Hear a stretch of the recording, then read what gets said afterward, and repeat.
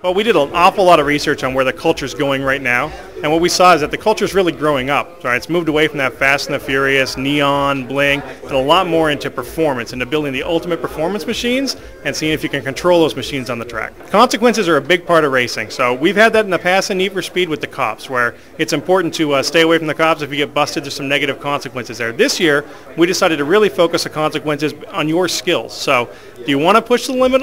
Or do you take the chance of wrecking your car, or do you want to take it a little bit easier and get around the track? Now, it's pretty fun to push the limit, and I think the crashes are pretty spectacular, so it might be worth trying.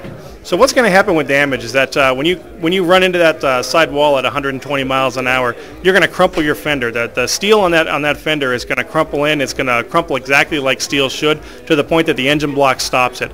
The kit that you have on that car that's made of carbon fiber is going to shatter and blow away. If you happen to hit it hard enough to tear the linkages on your wheel, that wheel's going to fly up into the air. It's going to bounce like rubber should, and it might hit the car behind you and cause a pile-up that you'd be proud of.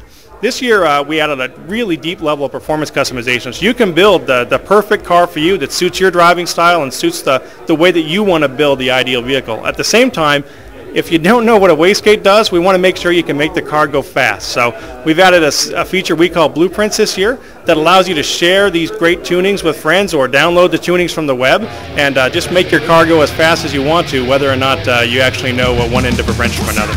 So we spent an awful lot of time doing research on where people really race and in the street racing style that we're trying to portray in the game.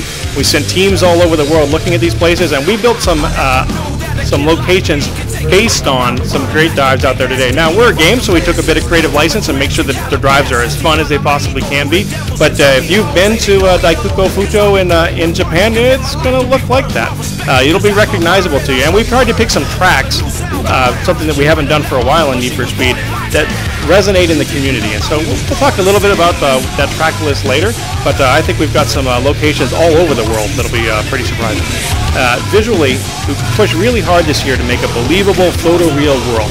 So smoke's a big deal for this year. We really want you to sell the power of that car. We want you to feel like you're actually sitting behind the wheel of an 800 horsepower drag car, and when you touch that thing off, you should be a little bit intimidated by that, but not just the sound, but the look, the smoke, the scream of the tires, and the fact that that car is kind of hard to control at that horsepower unless you know what you're doing.